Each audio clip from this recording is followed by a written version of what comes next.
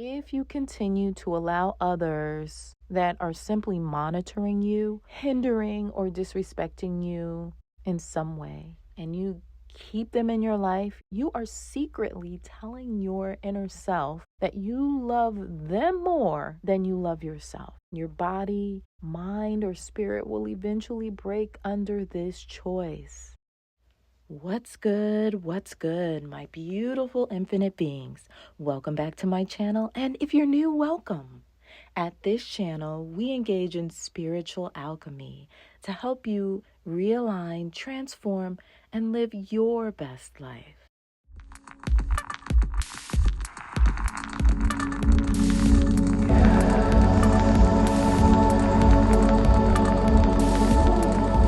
Infinite being, use your intention, love your life.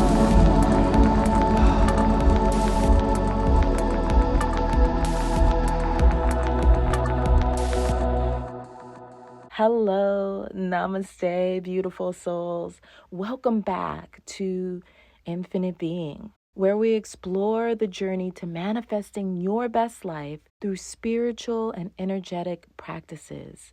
I'm Dr. Kimmy K, and today we're diving into a topic that's crucial for many of us highly sensitive people.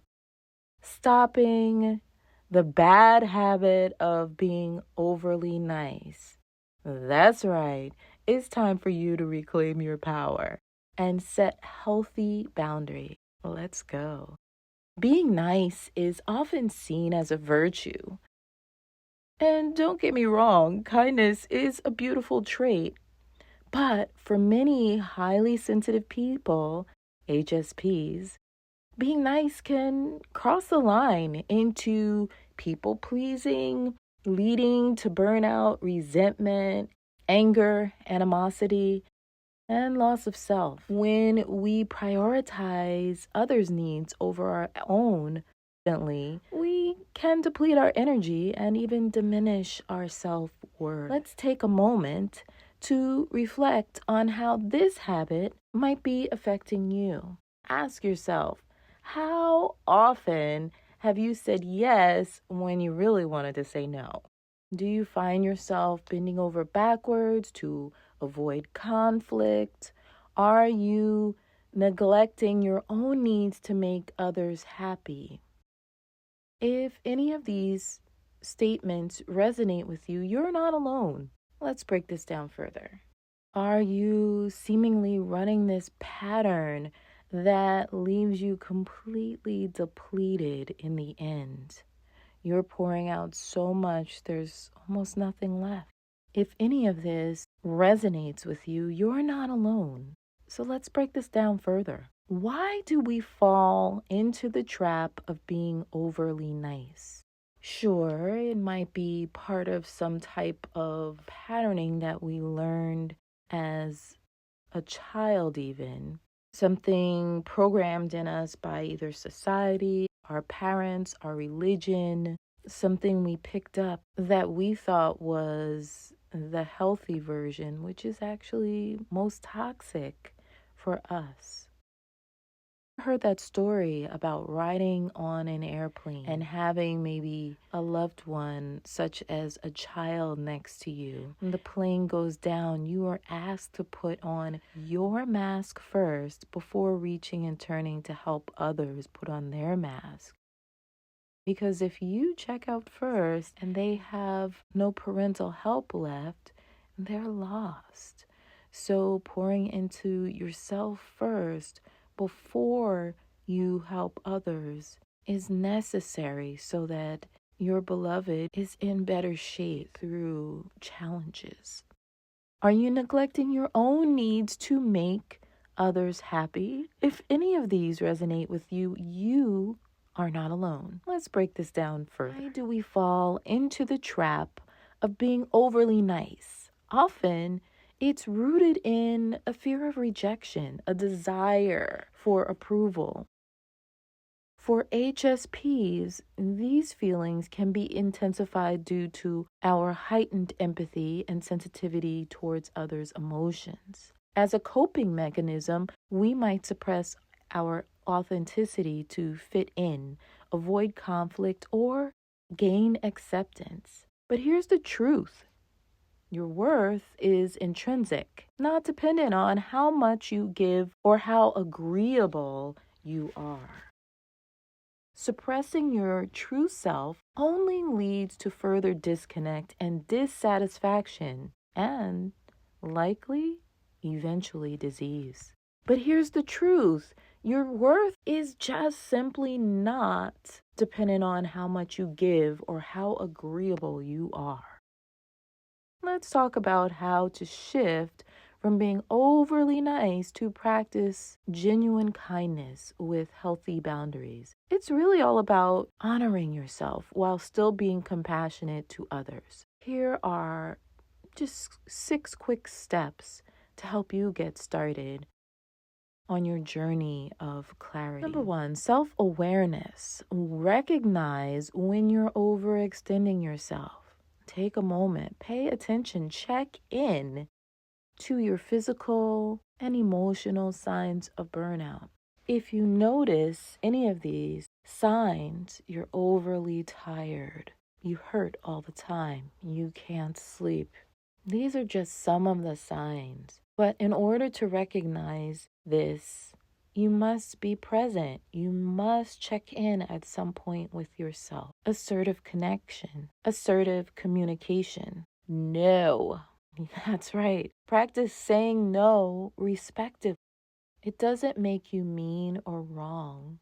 It helps you to self-preserve and be there for others in an authentic way when it's truly the time for you to say yes. It's okay to decline requests that drain your energy or compromise your well-being. Saying no is, in fact, a form of protection of maintaining your health when it is correct. Prioritize self-care. So many people forget their self-care, or they simply just don't engage because they've run out of time and prioritize everything else except for the thing that is going to make them be healthy and strong. Whatever that looks like for you, make self-care a non-negotiable as part of your routine.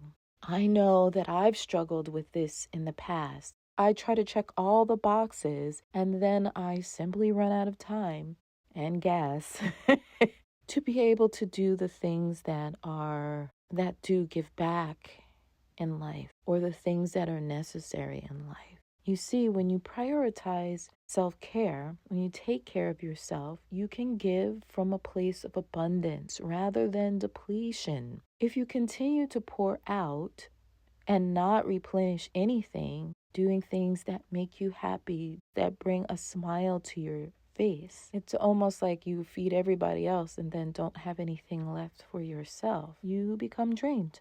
Reframe your belief. Perhaps challenge a belief that your worth is tied to your niceness or your ability to do good in the world.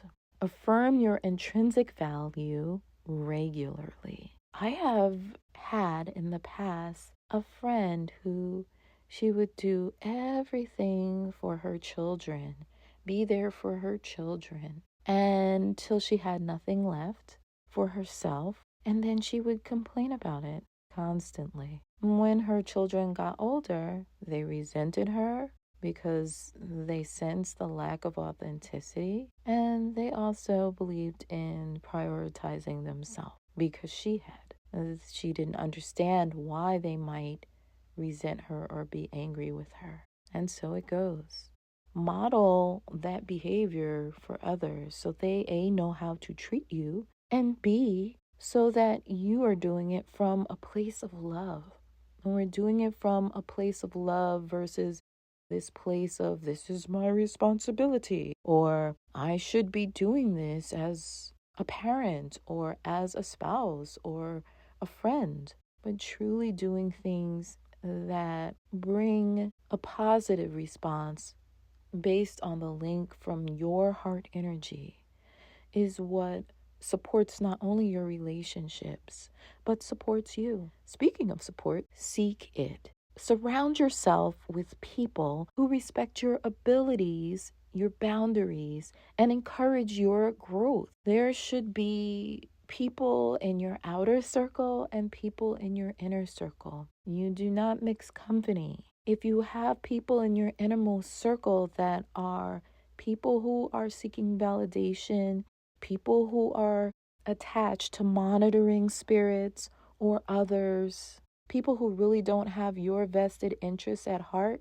this will show up in the 3D world in your life as negativity consistently. If you're trying to vibrate higher, it will be more difficult for you to achieve a place of success. If you have people who are literally looking to take you out of that level. And this can mean people who are close to you, people who are in your family, people who claim to love you, because not everybody is aware, aligned with higher vibrational energy.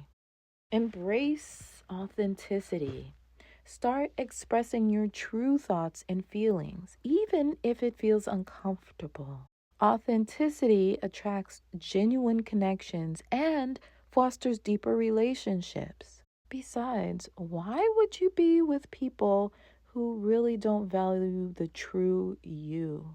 Every time you hold back the true part of yourself, you break just a little bit more of your own heart. In terms of spiritual practices, let's practice this with a couple of exercises. So first, create a list of your non-negotiables, things you need to feel balanced and energized. This could be time alone, creative pursuits, maybe even physical activity. Next, practice saying no in a low-stakes environment. Maybe start small. Perhaps declining a social invitation when you actually need to rest. The more you practice, the more natural it will become. Recently, I had a student in my lecture. We'll call her Joy. Joy told a story once she began to feel a little bit more comfortable in my course. She told about being in her car after a lecture one day. We're in there for hours, right? So sometimes people need to come out and they just compress or decompress in their car. So she was doing just that. And this kind of scary man came onto the campus. This is the open part of our campus where it's perhaps the not as safe. People can come from off the streets and there is no real checks and balances. Besides, it was during a time where there are not really very many people on campus. It's not highly populated. Anyhow, Joy sat in her car and this man persisted knocking on her door, wanting to get in. Now, clearly, this is not from my old home state where if you get too close to a car, that might be your last time of getting close to anything, if you know what I'm saying. However, we're in a different place here. And even though she felt like something was wrong, like she just wanted to get away, she felt fear, she was picking up on something terrible, he kept asking her to roll the window all the way down. So instead of rolling it all the way down, she cracked the window and kept arguing with him why she couldn't open the door or speak to him. You see, she was waiting for a friend. As we listened to this story, there were so many things. Personal safety. But the thing that really ran clear for me was the not wanting to hurt people's feelings, being embarrassed to say, hey, please, can you get away from my car? Driving away to safety. The fact that she actually cracked the window and that could have been it for her. She might not even be here. But I knew she was okay because she was telling us this story of something that happened a few weeks prior. This sent me to a place of pain for just a moment. You see, personally, I had spent a lifetime of betraying myself by not asking questions when things seemed out of place, were not quite right. You see, I didn't want to rock the boat. And saying yes when I meant no was the easiest because it protected my relationships, or so I thought. Believing others when they promised to do something or be a certain way with me as a forever, and then pretending that when they disappeared or stopped talking to me or disrespected me, pretending that their betrayal of me was not an issue or hurtful, just to keep the relationship going. So when I heard this plea, yes, of course, the young men, she's a lovely young lady. So they all said, I'll walk you to your car. I guess maybe that's a plus. And it did show commitment and connection and cohesiveness of the group. However, I was more interested in her voice. So I worked with her, unbeknownst to her, through the rest of the semester to help her find her voice. And she thanked me, and she continues to evolve in her own way to be a strong, authentic person. Remember, it's a journey, and every step you take towards honoring yourself is a victory. Nice doesn't mean be a doormat or hurt yourself just so you won't hurt others. No self-respecting person will continue to entertain anyone that demeans them. If you continue to allow others that are simply monitoring you, hindering or disrespecting you in some way, and you keep them in your life, you are secretly telling your inner self that you love them more than you love yourself. Your body, mind, or spirit will eventually break under this choice. By the way, if this resonates, any part of it, please drop a comment below that yes, it resonates. I have a feeling if there was one, there are more out there in the community that will read this and decided they are ready to up-level their lives as well, or at least some that are in transformation as we speak. So now it's time to do the work. How can you honor yourself and walk in your authenticity? Here are 3 prompts you can use to help track yourself. What are the boundaries that I continuously allow others to cross and that are painful self-betrayals? What is one practice that I can do daily in this month to honor myself and be authentic? Who are 3 persons or places that I need to let go and or practices that I need to honor my health or truth? Thank you for joining me on this important discussion. Breaking the habit of being overly nice is a powerful step towards living authentically and manifesting your best life. If you found this episode helpful, please like, share, and subscribe to my channel. And don't forget to leave a comment below, sharing your experiences or any tips you have for setting healthy boundaries are helpful not only for yourself, but for our community here at Infinite Being. And until next time, stay true to yourself and keep shining your light. Smooches. Thanks for watching, Infinite Beings. Please remember to like, share, and subscribe to the channel. And until next time, smooches.